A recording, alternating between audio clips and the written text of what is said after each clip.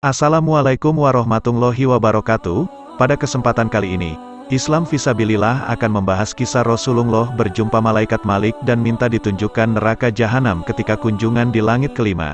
Tanpa berlama-lama kita langsung saja ke kisahnya. Untuk sedikit refleksi, perjalanan dari langit yang satu ke langit yang lainnya adalah 1500 tahun perjalanan. Namun karena perjalanan Miraj ini pakai tour dan travelnya dibuat khusus langsung sama Allah Ta'ala buat kekasihnya, Nabi Muhammad SAW demi menjemput tugas yang sangat berat bagi umat Islam, namun mampu memuliakan manusia melebihi malaikat yaitu sholat yang 5 waktu. Jadi perjalanan yang seharusnya ditempuh 1500 tahun perjalanan tercepat, namun bisa ditempuh dengan kecepatan yang lebih cepat dari kedipan mata. Karena buruk sebagai kendaraan yang digunakan oleh Rasulullah dan malaikat Jibril mampu menempuh kecepatan yang melebihi lesatan anak panah. Setibanya mereka di langit kelima malaikat Jibril mengetuk pintunya.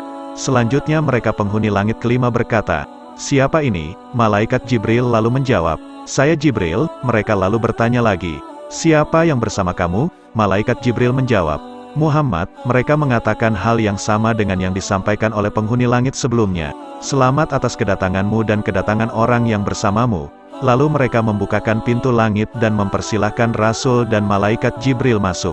Setelah masuk, baru selangkah melewati gerbang langit, Rasulullah SAW tercengang karena melihat langit yang terbuat dari emas kemerah-merahan. Langit inilah yang disebut dengan langit Al-Muniroh.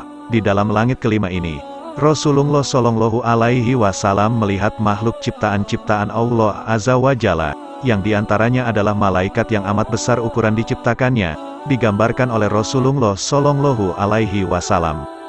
Seandainya Allah Ta'ala memerintahkan malaikat ini untuk menelan langit yang 7 lapisan ini dalam waktu singkat dan sekali telan, maka hal yang sangat mudah bagi malaikat ini jika dipandang dari perawakannya yang begitu besar. Malaikat itu memanggil-manggil, "Wahai Tuhanku dan penguasaku, manusia yang bermaksiat itu tidak mengenal kekuasaan yang Engkau miliki.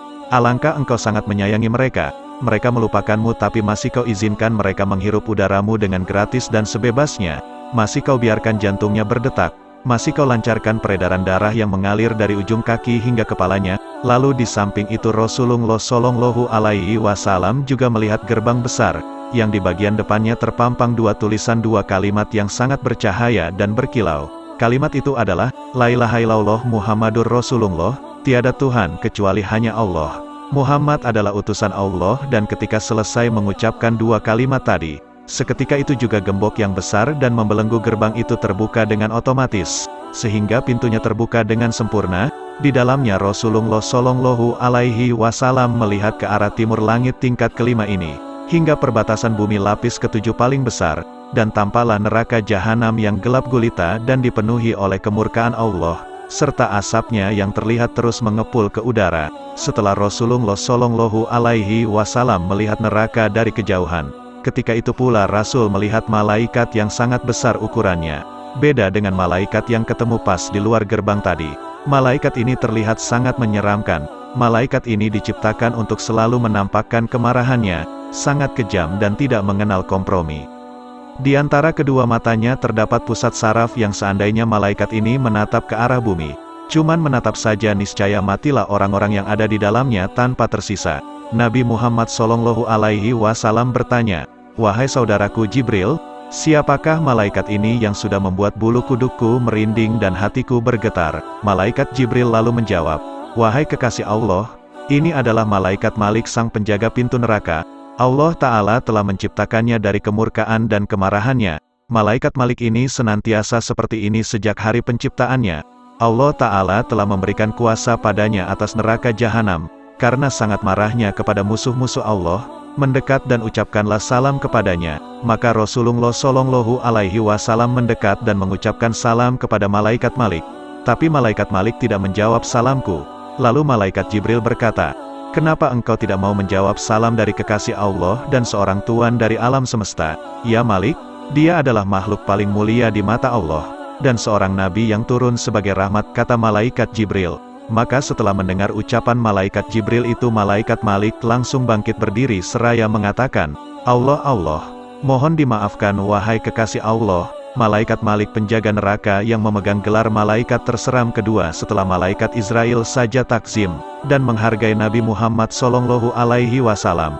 Sama seperti kejadian di langit keempat, ketika Rasulullah Shallallahu Alaihi Wasallam meminta untuk malaikat Israel menampakkan wajah aslinya, dan permintaan Rasul kali ini lebih mainstream lagi.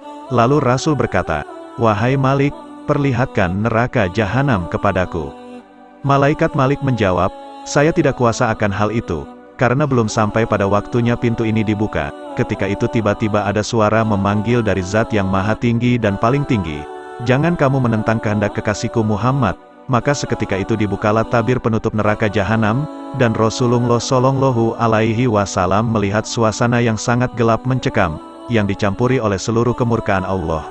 Lalu seketika itu juga tabir itu tertutup rapat kembali, dan semua suasana kembali membaik.